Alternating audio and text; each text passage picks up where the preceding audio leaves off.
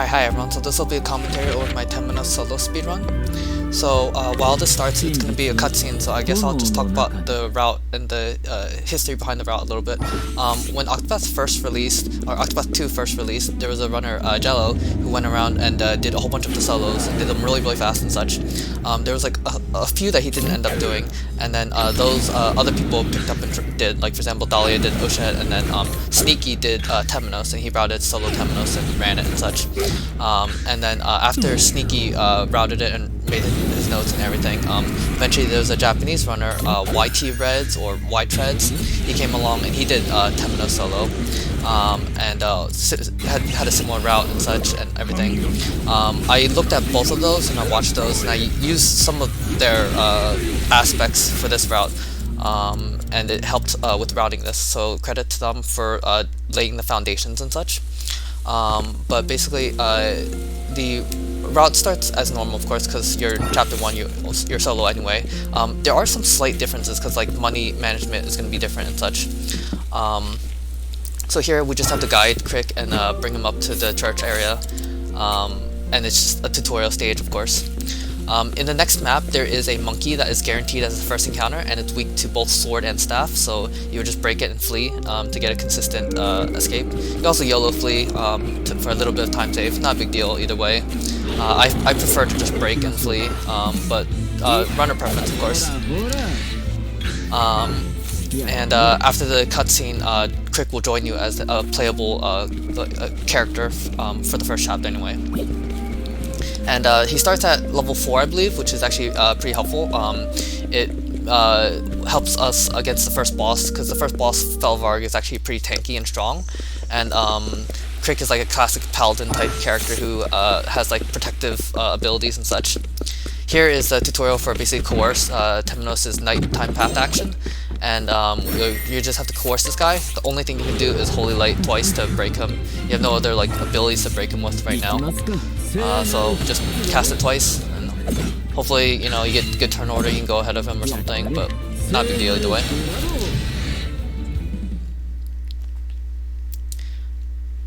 Also, just FYI, courses tend to be like relatively slow, same with like mugs and such, so that's why like usually in speedruns we try to avoid doing those as much as possible. Here you can cut behind that NPC for a little bit of, you know, distance, not a big deal either way. Okay, so there's some soul stones that I picked up. There's a shadow one I picked up right before the coerce, and then a light one in this dungeon. So this chapter 1 boss was actually recently rerouted, or like a new script was made by Zero, who recently got like the world record in this category, or in the single story category anyway. So his new script doesn't use the soul stone, so we have a spare soul stone in this chapter. You could opt to not pick up one of the soul stones and then just flee this one, but the thing is, this pilgrim rod that we get, instead of like the standard route which gets the charm rod, we have one less elemental attack, so Felvarg becomes like a range. And also I like having the extra level for like tankability against Felvarg, and also because you get an extra level for the you get an extra level for the exploration, which is a little bit nicer. Not a big deal. So honestly a little bit slow to be defeating the encounter, but at least it's consistently, you can consistently defeat it. Also, I put on the pilgrim rod before I picked up the stone, because it's at the top of the inventory at that time. If you pick up the stone, then the stone is at the top, so it's a little faster to do it before. Getting a blind miss is decent, not like super helpful, but I mean it doesn't hurt, you know. And basically you'll have Crick covering Temenos to block the attacks and such. And this is a Zero script that he came up with recently, so it's just a little more efficient with doing damage and such, and with BP and, you know, all that such. And it saved a soulstone basically. The old script would have Crick cover, like max boost cover, and then use all 3 soul stones, and this one only uses 2.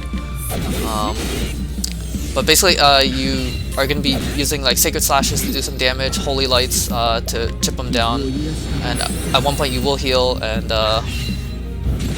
yeah, not much to really say. get him down low, and then break him twice. The second break will be the final burst, which is this one. And he's also nice to set up because he has magic defense down, and Temenos has max BP as well. So overall, it was fine. I mean, I don't have the fastest input because honestly, I haven't practiced in this fight a ton. But I mean, it's scripted, so it's not like that big a deal. It could go south if like I think you're focus fire too much, or like crit too much. But it doesn't happen very often. It's mostly safe, especially since I do get level 2 for this fight. And the route that Zazu and like Zero and the others run uses just level 1 with Charm Rod, which has 1 extra elemental attack. Pilgrim Rod that I got in the dungeon for free to save money has 1 less elemental attack, so you do less damage overall. And it matters because like if you stack so many holy lights, it's noticeable by the end. But not a huge difference in time. Like saving the money for not buying the rod is nice too. Also here I rotated day and night so that it doesn't go to nighttime. Okay, so this one, there's 2 monkeys. One is weak to staff, the other is not weak to staff. It's monkey 1, and you see that's a 2, so that's why I use Latent to break them. I should probably just YOLO fled, but I like to break if I can. And we don't really need Latent, so we just spam it. There's probably a way to tell, but I haven't like looked at the monkeys closely to see like the color shade, and also I'm slightly colorblind, so yeah. And now we start. Temenos, it unfortunately is like not that bulky even at level 5. Like we get level 5 instead of level 4 for the exploration because we defeated the encounter. But you see like he's getting ganked by just a single rat. It's not great. But whatever. We got out of there. Also, every single heal wounds heals 130. So 130 plus 130 is 260 plus the 80. So I know right now that if I heal twice, I'll be at max, and that's what I do. And that's just because I do try to be a little bit efficient with my HP SP management, because you can actually run out if you just spam healing too much. And ideally, if you have Latent, you break these guys. If not, then you YOLO flee, of course, because you can't break them, I think. They might be weak to light, but using spells is a little bit slower, so I generally try to avoid it if possible. Also, for every single spell you use, you end up, like, you know, having less SP, and you might not be able to heal wounds as much.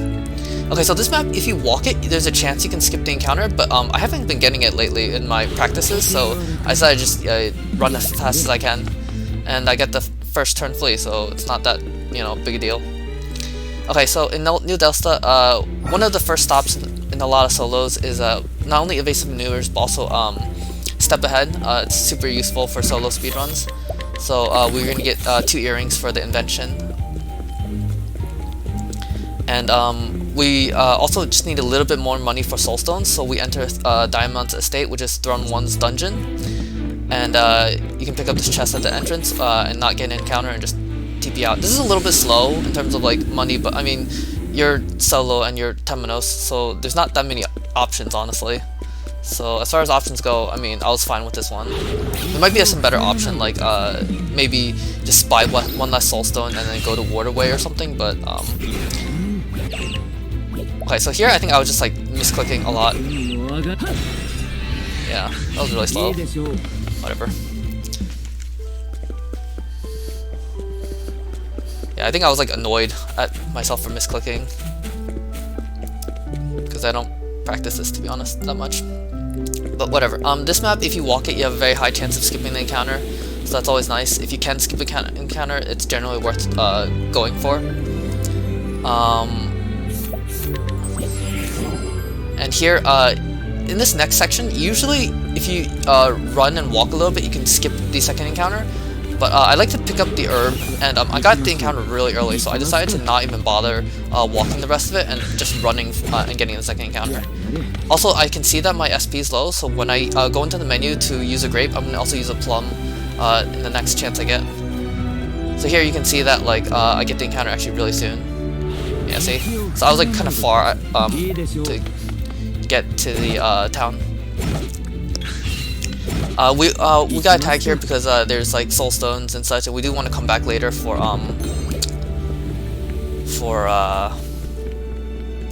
some armor as well, actually. But you'll see that in a bit. So that's just so that in case I do need a heal or something, I can use that and such. Here I start rotating early in case I can get the cleric sooner. And you want soulstone market so that you can have soulstones to get to the scholar shrine and to the scholar guild and get evasive maneuvers. Hopefully you get it within a few tries, and I'm just spamming my R2 button to try and get there quickly. I picked up the Herb of Serenity because it sells for 2,500, and that's kind of nice. We actually do need one because we're going to use Casti to soothe the guard. That's like a special rule that I'll explain later. Because otherwise a Temenos solo is actually impossible because of the guard. But there's like a special rule for just Casti for that guard. And here I wait a second to go to day, and then I walk through so that I don't get like the nighttime chance of higher encounters. We're gonna get another Herb of Serenity to replace it though. Like in the early game, money is more important, and we can just pick up herbs later. Pick up a replacement herb later. So I bled a lot of time in this early beginning because of like my poor play and like the bad encounters. But as long as like you get through Scholar and like the other locations without too many caught by surprises, it's not that bad. Also here I got kind of far in the map. And because I got kind of far, I walked the rest to try and skip the encounter, and you're pretty likely to skip the encounter, especially if you got that far. But even if you don't get that far, there's a decent odds of skipping the encounter. So this is a Scholar map. It's a little dangerous, but the first encounter is always going to be like this buffalo and 2 minions, and it's weak to thunder and shadow. So we have shadow, we chuck it, and I wasn't caught by surprise, which is nice. Okay, so here, a lot of solos just go straight into the shrine. We're really tight on soulstones, so I'm actually going to walk here and pick up the Ice M. This is not safe, so you really want to walk tightly, and I did not walk tightly, but I wasn't punished at least. And then enter this. You are like favored to get this walk, but it's not like guaranteed. I don't know like the exact odds, but I get it in most of my practices. Here I go to night because I want the encounter sooner. If I wipe, then I will reset sooner instead of running further. Although you do lose time because of like the animation at night, but the blind is actually nice in case like the enemies miss enough time, so you might actually survive if you're caught by surprise. But not super likely, but it can be nice safety. I use turbo, and that's allowed by the rules, so just hold the button and learn lightning bolt and elemental barrage, which are both useful for braking and such. Not the cleanest menu, but it works. Okay, so we're really poor. Look at our money. It's down to like less than 500. So if we bought the charm rod in chapter 1, we would not have enough for the boat right now. I mean, you could pick up other money, but then it becomes slower, and it's like debatable whether that's even worth it, because the charm rod's only used for 1 fight. So whatever. I also like that in the chapter 1, by having a spare soul stone and getting level 2, it's consistent to not have to YOLO flee the skeletons. Here, these guys are weak to lightning because it's like Oshet's hometown, and she's Hunter, which has lightning. And also building up Leighton is good because now I can break more stuff with Leighton. If you use Leighton with like Fireball, it's an AoE 1 shield break to everything, or with Elemental Barrage, it can, if it's a single target, you're almost guaranteed to break it because you break like 3 to 5 shields or so with an Elemental Barrage. I went to Night here in case I got caught by surprise. Chuck a Light M. We also picked up the Light M to replace it as well, because as I mentioned, we're tight on soul stones. Here I felt like I went to night a little bit late, so I walked a little bit there. And here I walked a little bit more just in case, because I stayed on night a little longer than I wanted. I think it was safe, honestly, but I'm a very conservative player, so I probably take more safeties than I really need. Same thing here, I save and quit for this screen. I heard from Zazu that the chance of encounter on this screen is like 40% or something if you just go straight through without save and quit, even if you go slowly, so I don't like that, especially in the solo. I really want at least consistency as much as possible, so I'll take like all these small little time losses in exchange for a consistent path through. It's kind of like in the Scholar area, like going into the Scholar Shrine, like you could just run straight to the guild, and if you get a decent encounter you're fine, but having an autosave is nice. Okay, so here, if you look at my money, I was at like 220 something or something like that. I was basically like really poor. You start Temenos Chapter 2, but you need more money because you're gonna buy the earring, and you don't even have enough for like the 280. So we're gonna do this quest that's right here. You guide this guy, and basically he's waiting for someone, and it's actually his like twin, and the twin only comes at night. So you just set it to night, and you finish the quest. It's really slow, honestly, for just 3k. And the lychee and magic nut are not really that helpful, but we don't even use the magic nut. But I mean, look at my money. It's less than 3,000, so I needed to do that quest to be able to afford that. So it kind of sucks. I was debating getting the 400 chest in his chapter 1 town because there is a chest for 400. It might be faster, but I do like that this gives me a little bit more buffer, because we do need to take another boat later to Crack Ridge. So whatever. Here we pick up, well, we don't actually pick up Cassie. We give her a grape first, and then we spawn on the left side of town, and then we leave town. So say no. You have to say no here. If you say yes, then all the flea rates go down, and you have to deposit her in the tavern, so everything's slower, and it's bad. So make sure to say no if you're doing this run. Basically, we're going to come back for Cassie when we have to go to Stormhail.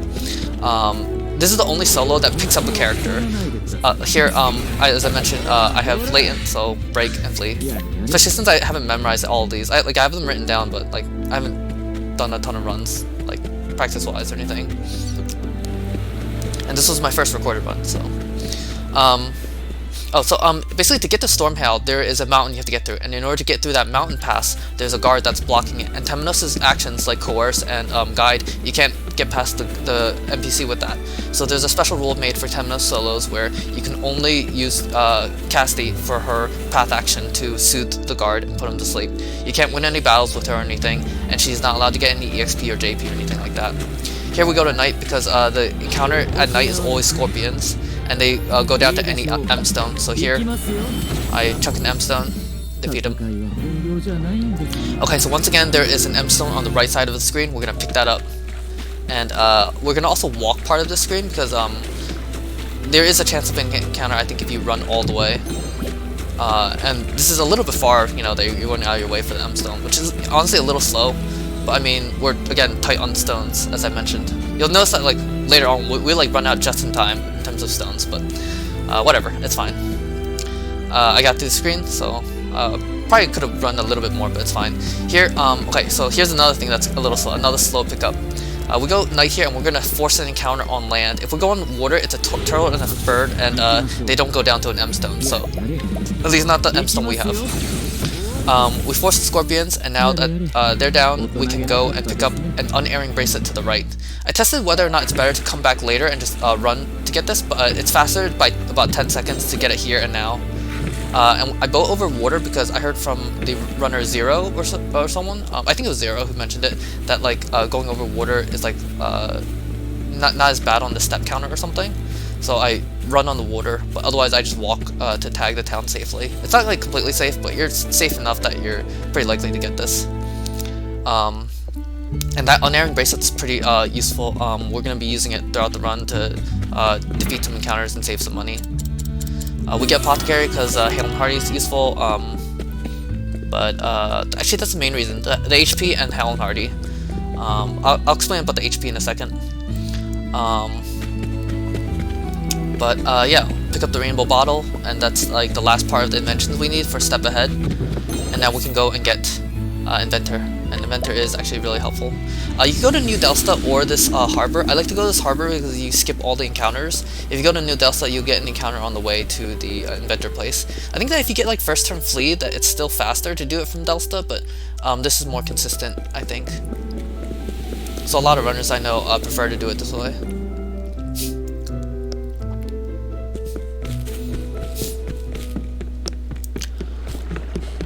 So here, just like a lot of other solos, we come here and we hand in inventions for Step Ahead and such.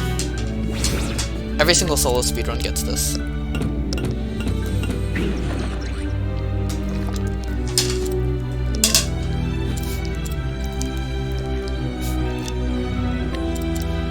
Alright, so now that we have evasive maneuvers and Step Ahead, we can start working on our next section, which is basically to get armor and merchant, which for hired help, and also some money. So that means we have to go to Crackridge area, and that means we have to take the boat there, and that means that we need money for the boat. So here, you can see that. See, I had like 2k or so, so I don't know how tight it would be if I did not have the 3k, you know, I would have, well, even less, right? So I might not be able to afford that boat. So I wait until I get this encounter, because you can get like eggs that you break with fire, or like the other things that you break with ice, like the moles. And then after you break them, then you do the job menu and such. Go to Apothecary because you need the HP. Like it only gives like 100 or something HP, and that is actually relevant. And you heal up too. That's because on the next screen you're gonna get an encounter with like this armor eater group, and a light M will defeat the 2 ads with the armor eater, but then the armor eater will get a turn. And the armor eater, when it has 1100 damage from the soulstone, is favored to do defend and like defensive actions, but it can still do an attack, and if it does an attack and it crits, there's a chance that it will defeat you. So here it uses body armor, so it's favored because of its AI, but if it used an attack, Apothecary lets you withstand the attack more likely. So that's why we go to Apothecary, to withstand the attack. So the HP bonus, which is 20%, is actually relevant here. Here, if you get a Kate or a Puff, I think you could maybe skip this. Definitely like a Queen or a Cultured, I think you probably could. Just a regular Kate, I'm not sure. I haven't really worked everything out. I wasn't expecting to get Kates or Puffs in my run, so whatever. Here we save and quit. There's a chance of an encounter if you run all the way to the save point, so I just walked the end of it. Just to get a consistent pass through, and then we save and quit to tag Crackridge safely, because we don't have enough soul stones to keep, you know, tossing it everywhere. And we do have to come back here for his chapter later, so doing it now is worthwhile. So on the way out, we're going to return to that save point. I do safety saves here because Crackridge tends to be a map that is notorious for catching people by surprise, and it's safer to, you know, safety save. I go to night, of course, because I want to dodge attacks in case they attack me, and you'll see that I'm down to 1 soulstone, so this is my final soulstone. And that's the Wind M I picked up in conning. So yeah, I had like just enough. In theory, like if you used the light M and then you broke, that would also work, and then you fled. But then you don't get the EXP or JP from the battle, and I do like getting the EXP JP. I don't really like breaking, because breaking's also, you know, not super fast either. Here we skip Merchant for now because we will come back later.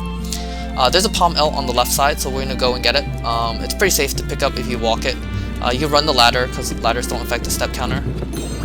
So I always like try to run ladders, but I try to walk tightly. You can see like me hugging the edge, and I save and quit here. That's because we're gonna go to Ivory Ravine and pick up an axe for a weapon to use. There isn't a chance of an encounter on this walk to the Ivory Ravine, but it's not like particularly high. It's pretty low, so usually you can skip it. And if you do get the encounter, it's not that big a deal. Just reload the save. You just saved, so. Here I didn't run on the ladder. That was a mistake, but not that big a deal. Here we go down to the Ivory Ravine, and it's pretty safe in this dungeon. If you walk most of it to the axe, you're not gonna get an encounter, and you can run like the last portion of it pretty safely. And now we go to abandoned village that we were at earlier. This is the reason why we tagged it instead of just buying soulstones and leaving. So in previous solo routes of this also here's our best chance to put on the unerring and the axe, because we're going to be using those to fight enemies. Here you can buy a 100 HP hat and 2 HP rings. It's 50% chance for the shop you want. Clerics are 15%, so getting this twice in a row is kind of unlucky, unfortunately, ironically. So here we get 2 rings. We put 1 on. You'll notice that I put it on in a slot other than the unerring. I also have to go to the job as inventor, because we're going to be launching catapults now. I go to day and I walk this map because you can skip the encounter. In previous solos that were done of this category of Temenos, runners would tag Timber Rain or Merry Hills or something to get like better armor and such. I decided to try to skip those to save time, but because of that we are a lot more squishy, so we have less armor. So that HP armor that I just bought, like the hat and the 2 rings, are like among the best that he has access to without going far out of your way. So that's what I get. And the 899 HP is actually not that much still. Like if I'm caught by surprise, I can still go down pretty easily. If you have like a puff, you can afford Hale and Hardy. And that is actually a little bit nice in terms of like some safety, because the 500 HP means you survive more surprises. But hopefully you just don't get caught by surprise, and yeah, just don't get unlucky. Oh, you'll notice that I'm going to Knight for some of these battles. You know, Temenos has his Knight buff that does extra damage against enemies, but also if they catch me by surprise, I cannot always defend to get an extra BP, and then the Knight thing also blinds them, so I can survive more often. And then more importantly, the encounter at day and the encounter at night, the night one is just outright better, like in terms of EXP, JP, and money. And we defeat them with with one, you know, catapult launch either way. So you might as well take the one that gives more EXP, JP, money, or whatever. And it's similar to, you know, in the Conning Creek we took the Scorpions because, you know, they were better for JP and a little easier for us to kill. So basically just picking our formation to make it easier for us. Also, I picked up a Fire M. If you get like a puff, you can chuck the Fire M on it. It's not like mandatory, and there is a chance to get a replacement stone soon. But I didn't end up getting a puff or a Kate or anything, so not that big a deal. Here, there is a Palm L. We want a few of these. You saw that I saved and quit earlier for one, and this is another one. I do also walk a little bit of this map because there's a chance of encounter if you run all of it to get the Palm L. And then there's another weapon here called the Fire Starter. It's a strong fire weapon that's used in the Galdera speedrun for Octopath Traveler 2. We're just getting it for money because it's 13k, so we tag less towns, so we have to pick up more money along the way. Okay, so we return here, and remember earlier I didn't get Merchant. Now that I have Catapult, I'm going to get it. Basically, there's a chance of like an extra encounter if you went for Merchant earlier. And here, we're only going to get one encounter. Because like, if you get the money and Merchant, then there's a chance of an extra encounter. And also, we don't need Merchant at that point, so yeah. So here, there's Thunder M to the left. If you use your Fire M, you could pick it up as well. And I job menu here too. It's also a good chance to learn Mystical Staff because you need that for Kubari. And you're guaranteed 630 JP, so that you can get growth on trees and good start. Yeah, I don't know what happened there. I think like my controller is like wonky, whatever. Here you go for the Thunder L, and then right after Thunder L you go to Midnight or Nighttime, and then you can defeat the encounter with Guards X4, so you just defend into Guards. If you're caught by surprise, I think Guards X3 might be a range, or you just use Beastlings, but you have to back up the money from Beastlings. I don't really know what you would do. Honestly, if you're caught by surprise, they just destroy you probably. But also, I wanted to route the Kane O'Brien section before this section actually, but you need level 15 before Kane O'Brien to do a guide, and I only just got level 15 from that battle, so unfortunately, you had to do it. You have to do the section before Kane O'Brien, because it would help to do this section after the Crack Ridge, because Crack Ridge gives you a convenient warp outside.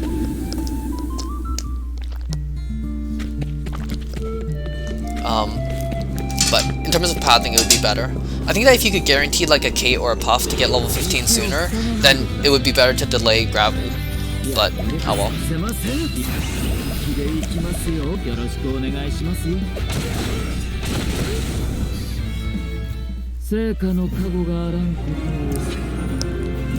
So I make a few mistakes in the run. Arguably my worst mistake I made in this run. Well, I don't even know if it's that bad of a mistake, but I'm supposed to go pick up the Quartz Shield here and TP to gravel and do it. I do not do that, and I don't notice until like the very end of the run, so I have to come back there later. But it's not that big a deal, but it's annoying. But oh well. So here, I don't know why I did not pick up, like, it must have like taken a B input or something. But yeah, whatever. minor time losses here and there. It's not that big a deal. So we pick up Cassidy because we're gonna deposit her in the tavern and then come back later. We're gonna use her later to reach Stormhail, but we're not going right now because it'll be safer if we have more levels than JP and all that, and we don't have like the all the armor that we want either. Like there's one last thing that I want, which is the victory ring before I go there. So victory ring is in Delsta, and before we go to Delsta we want a guide in this city, and before we go get that guide we want to do this chapter. So it's like all these things kind of working together. Okay, so here we have to come here for the story, and because we're here anyway we shove Cassidy in the tavern. My menu is like really slow there, but whatever. Here you could in theory go to Scholar and then do this. I think that it's not that much faster because then you have to menu into Scholar, menu out of Scholar, and it's a little slow. I'd rather just Mystical Staff and then boost 4 times, and then just one last break. Hopefully you're not blinded, but even if you are blinded, you have the unerring bracelet, so you're actually reasonably likely, I think, to hit. I don't know if that actually helps, but I don't know. If you do miss, then you just keep boosting until you break them. Okay, here you go to Day, and this is the guy. You need level 15 for him, and you didn't have that before Gravel, so... And if you bring him to Delsta and talk to like this boy who's like spoiled, this guy's the father, and he completes the quest for 9k and a sharp nut, which is nice and helpful.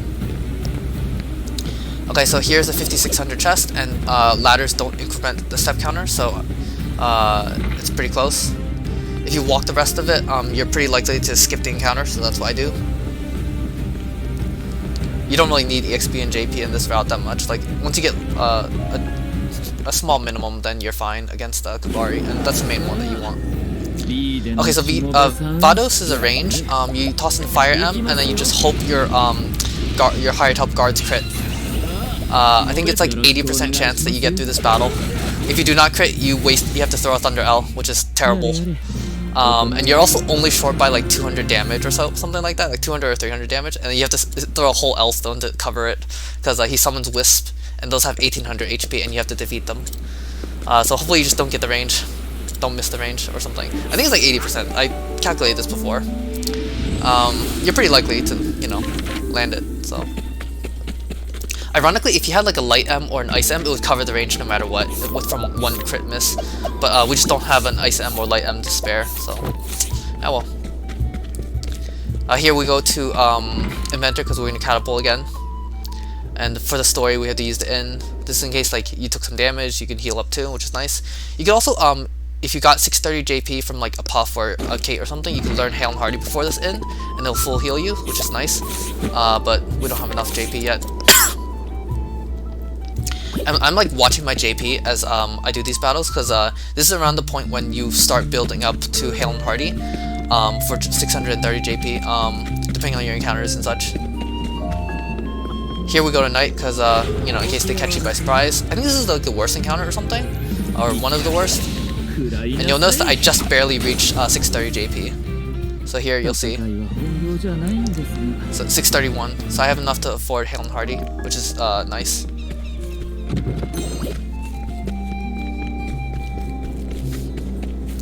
And that's some money, of course.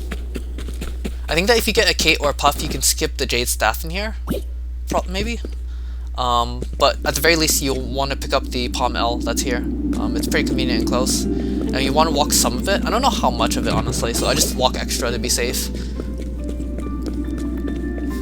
I honestly haven't, like, calculated every single aspect. But yeah. Up at the top there's a Jade Staff. I considered using this because like if you put it on and then you toss like a light L, and there's some light Ls you can pick up. You could do 3500 or even 4300 if they're weak to light. But I don't think it's worth using, and light L is slow to pick up. It's like 18 seconds in Stormhail, so I don't think it's worth it for this route anyway. Okay, so now we can finally go to Delsta. The pathing on the map is easier this way. So here is a quest. We complete it, talk to this guy. The father like berates his son or so, and we complete it and we get a sharp M and 9k. Here, it's very important that you go down a little bit because you don't want to go into the throne cutscene because that's slow. You have a sharp M. I'd like to use it here because I want to check for latent as well. If you don't have latent, you could use a lychee as well because you did get a lychee from the other quest. I have latent though, so I'm fine. I probably should have checked earlier, but I think I wasn't paying attention. Here you want to come here for the course, so you go to nighttime and you course the dealer. This is really slow. This is the only like optional course I think we do, off the top of my head. I think. If you don't have latent, you have to use Holy Light 3 times, so you really want latent here if possible. And you're highly favored to get latent because of like all the attacks and damage and everything.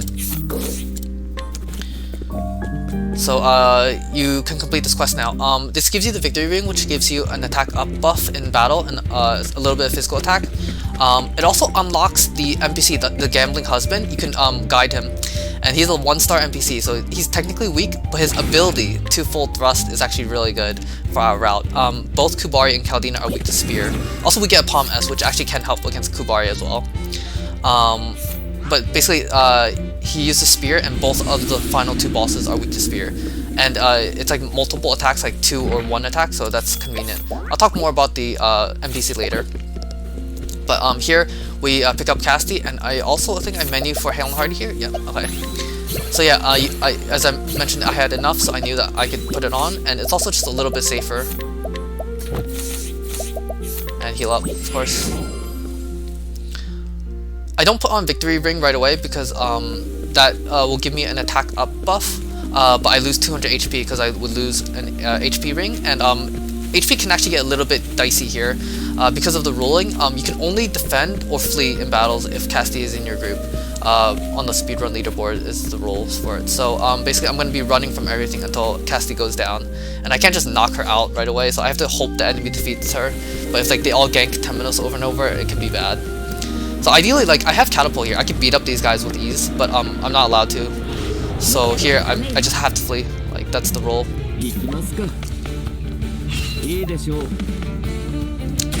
So here I just hope Casti's going down, and she does, so now I can beat him up.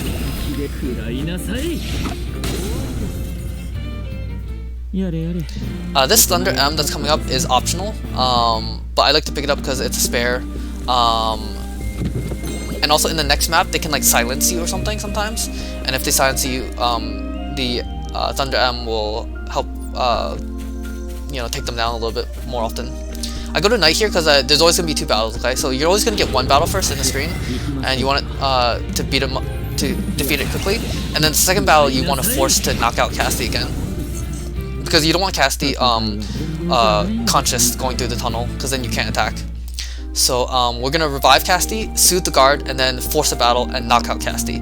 But because we want to force a battle, we want the encounter sooner. This is also a good chance to heal Temenos. So that's why I stayed on night. That's because I'm going to force another battle here and get Casti knocked out. So caught by surprise is actually not terrible. Hopefully they attack Casti and they end up not doing it.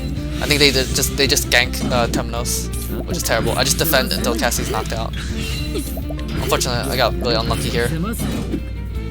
Yeah, really unlucky. I just need 1 attack on Casti. Yeah. And you see how my HP is getting just a little bit dicey. But I'm done. So yeah, that's the ruling for Casti. You're only allowed to yeah, use her for that. So I put on the victory ring here. It's very important that your accuracy doesn't go down, but you replace the HP ring. I am also like using up my grapes and plums, and it's important to do that because it will speed up your final menu if you don't have any grapes and plums against Kaldina. I didn't get caught by surprise, which is nice, and then all of these battles go down to boosted axe, because the victory ring gives us attack up, his nighttime buff gives defense down, and then the axe is really powerful. It's like 380 attack, which is really even close to like BT Blade, which is 400 for example. So I also tested Giant's Club, but the extra power does not help, and it also gives you an encounter, so Lost Tribe Axe is better. The monkey in this place is actually a little bit tough though, so if you get the monkey you have to use a Thunder L before you use Catapult. But that's the only encounter that's bad on that map. In this map, it's the Snow Leopard that's a little bit more tricky. you need boosted damage, so a catapult is glitched. If you go to, say, bow, and you tab away and you tab back to axe, the bow takes the axe's stats. So now I just launched a bow with the Lost Tribe axe's stats.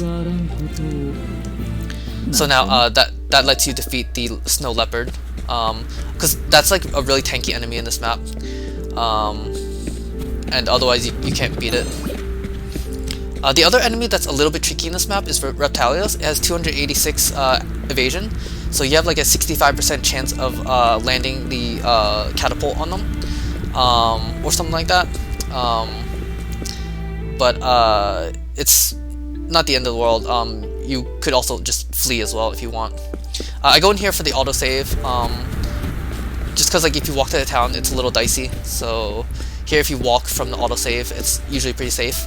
And you'll notice that I got through both the tunnel and the mountain pass without using any higher top guards, and that's kind of nice. Saves 14k instead of using higher top guards.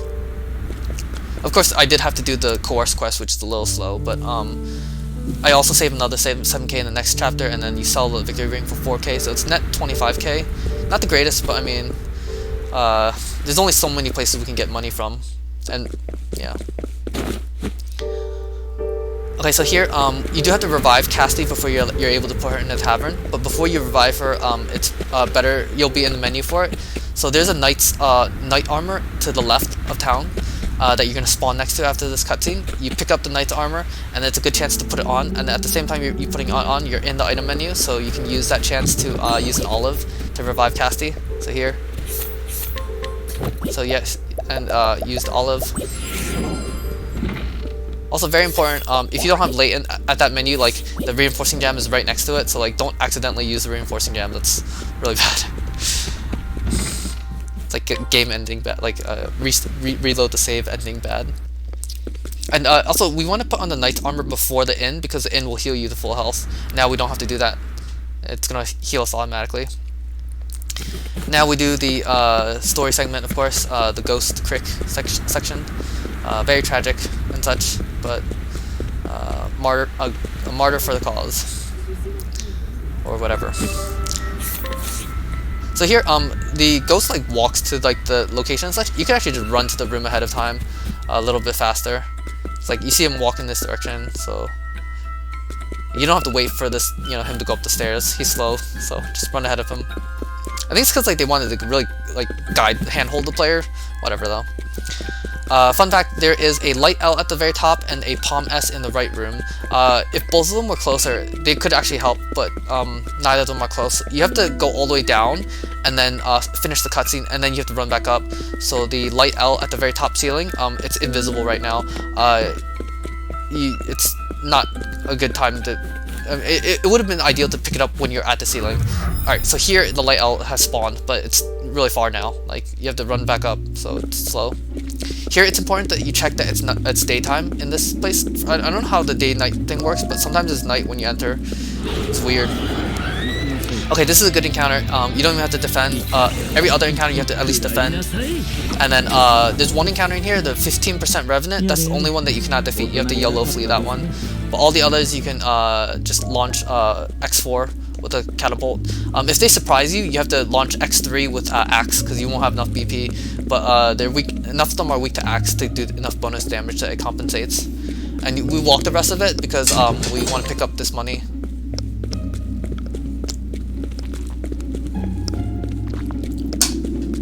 You're gonna go to Merchant here for the boss. If you do get an encounter, you could use guards on it and then pick up the magic breaker all the way to the left. You put on the rings to heal up and for safety. I actually don't have the quartz shield on, so I wasn't actually safe, and she could just one-shot me. But fortunately, I got lucky. Okay, so this the NPC we have, he does 1 or 2 shield spear attacks. You always summon on turn 1. If you go first on turn 2, you Mystic Staff on turn 2 and hope for a break, and then if you do break, you can use Beast Slings and save 15k. So him guarding there is actually really good, because I wouldn't have been able to tank that without my shield.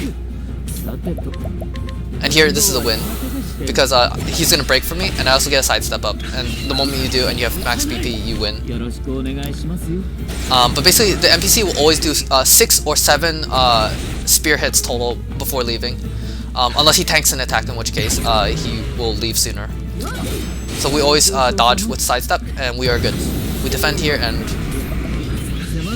max boost vets again. There's a whole bunch of ways that this fight could play out. I can't go into all the detail of it, but basically, like, depending on turn order on turn 2, you could either sidestep, you could Mystic Staff, you can defend, or you can use Palm S. And then if you use Palm S, then you do Vets X4, X3, and then that's an 80% chance of victory, because you just hope that you break with Vets.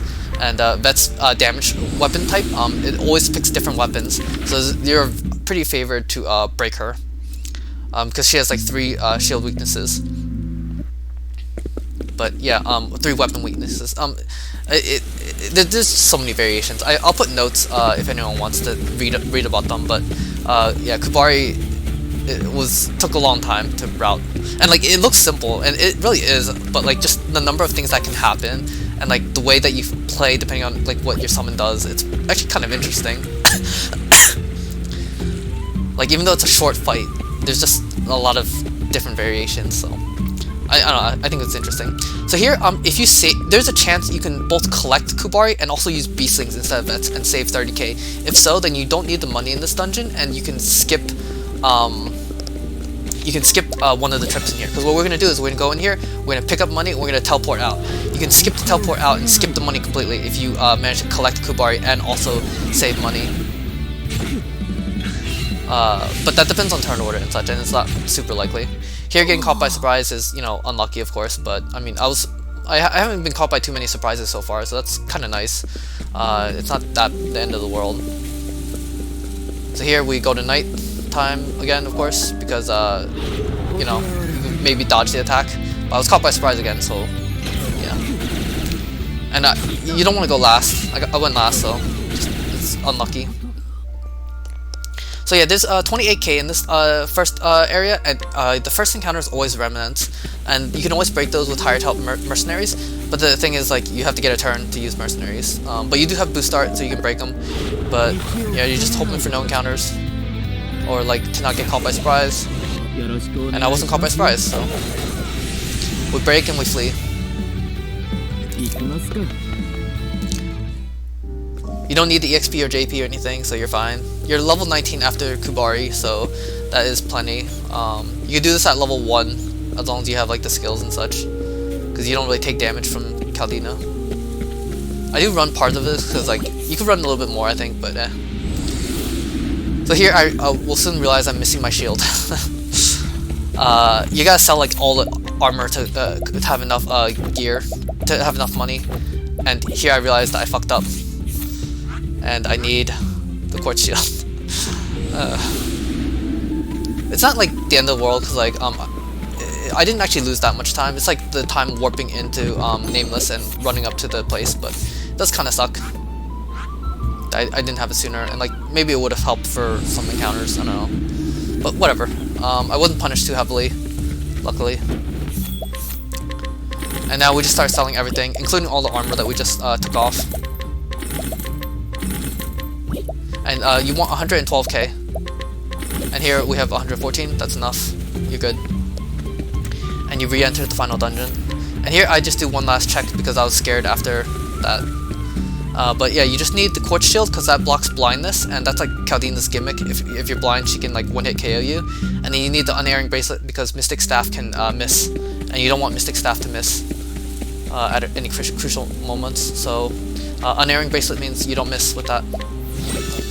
If you're really desperate, you could sell the unerring bracelet for 1,600 as well, and then just hope for no misses, or just don't use Mystic Staff. You don't use it a ton, honestly, but it depends. Like, sometimes you'll get her down to like 6 shields or something, and then you might need like a Mystic Staff and then 4 shields or something, you know.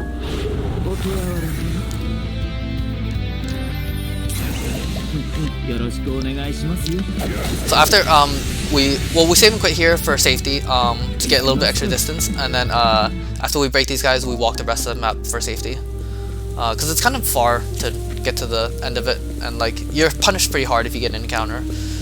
So I like to be extra cautious and safe. I think if you're trying to save time, obviously run a little bit more of this distance. After the cutscene, the encounters reset and you're okay. So you really just want to reach the cutscene. And here you talk to Shirludo because he'll give you some food. And that's especially because you're usually out of healing items. So we walk all of this dungeon pretty much because super dangerous dungeon. So we want only one encounter if possible. You can still get 2 if you walk the whole thing, but it's unlikely. So here I should have just started running because you want the encounter sooner now in case they wipe you. So these guys, you can break them with swords, so hired help mercs and save some money. But unfortunately I didn't get that, and they just destroyed me. You have like no armor on, so you aren't really gonna tank that many hits. But you have enough money for a spare beastlings. 112k minus 15k is 97k, and then you get 1k from the battle, so it's 98k. You'll have enough to defeat Caldina. You only need 98k for her. 98,000. So this guy, you just use beastlings x3. In theory, if all 3 do not crit, it does not defeat him. But you're pretty favored to get at least 1 crit, and then you're fine.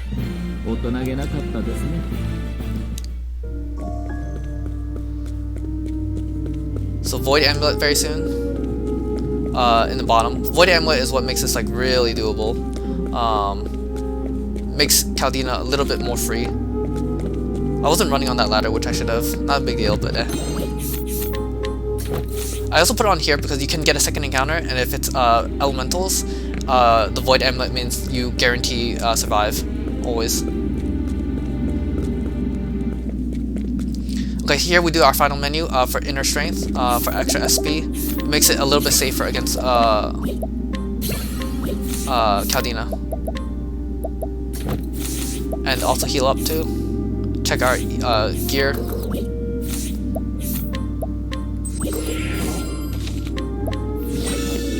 Okay, so very important you do not go to nighttime here. The normal script I was using was a range by 1100 in the worst case, if nothing crit at all with the hired help. Using guards on turn 1 removes the range and also chips a shield of hers, so it's relatively efficient. Pushes her back as well, so you can use side steps. Yeah. And if you go to nighttime, the guard does more damage, but you don't want to over damage her because if she reaches 40,000, and which she could do if you crit too many times, then she will transform and then you lose. So you don't want to do too much damage. So, but you want to do enough. So you want to do about 1100, and guards always does 1500 or 1800 if it's crit. So here, after we've set up some side steps, we summon and we just start breaking.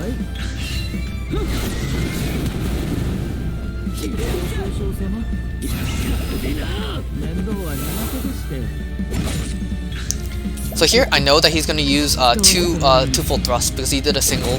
He always does 6 or 7 hits total, and since he had an odd number, I know that the next thing that's coming is a 2 full thrust. Or he just blocks and leaves early, which is fine. Not that big a deal. Honestly, it's like actually not terrible that he did that, because now I can control when I break her. But here's like another big mistake I made. Not like a huge mistake, but basically I want to use Mystic Staff to break her, because I have the Unerring, and I think, oh, it's at the bottom. But no, it's not, because I learned Inner Strength, and I'm not used to this menu, because this is only something I started doing recently. Not like the end of the world, but it does waste a turn. But not a big deal. You do max boost vets, and you really hope that they don't all crit. So you see, I got 2 crits. If I had gone to nighttime, there's a chance I think she would have, yeah, I think she definitely would have actually entered her next phase, which is not good.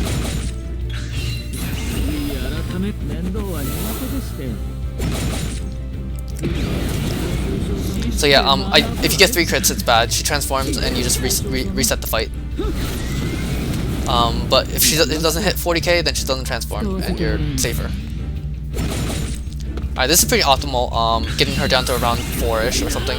It's hard to like control your summon, so like, as long as like he doesn't like prematurely break her, it's fine. The most awkward is like if she's at like 5 or 6 shields or something, because that's like a lot of shields that you have to chip down yourself. So here I just do 1 bonk to bring her to 1 shield and set up. You want a few more side steps for safety.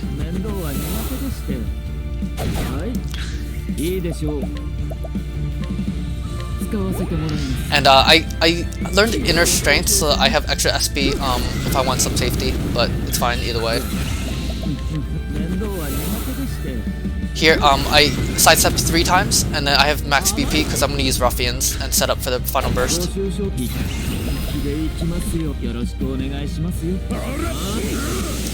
So it gives 4 turns of defense down, and you can set up for max BP again. Even if like the turn order was the worst, I have enough sidesteps to survive. You use reinforcing here. You don't really care about the latent, but it gives max BP.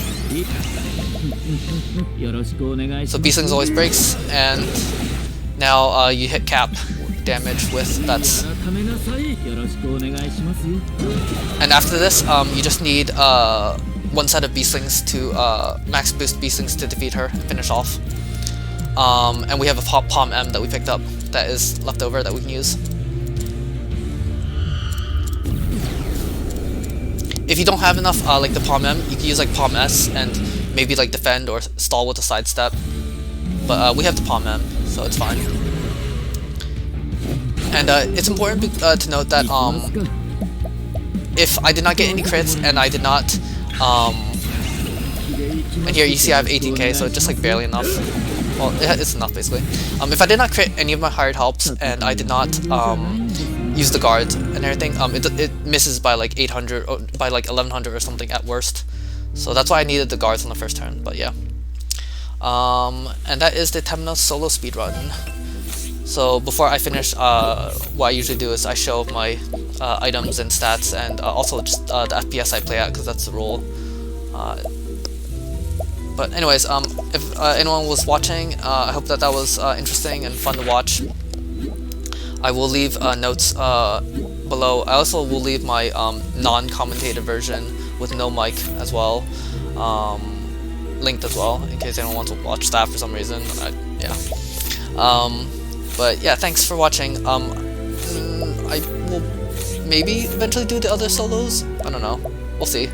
Or maybe take a break from Octopath. I have no idea. I don't want to commit to anything yet or anything.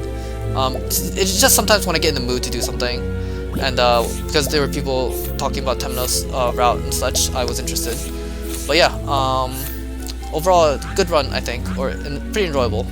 And I like how the route turned out. So yeah, thanks for watching. Take care. Have a nice day. Bye.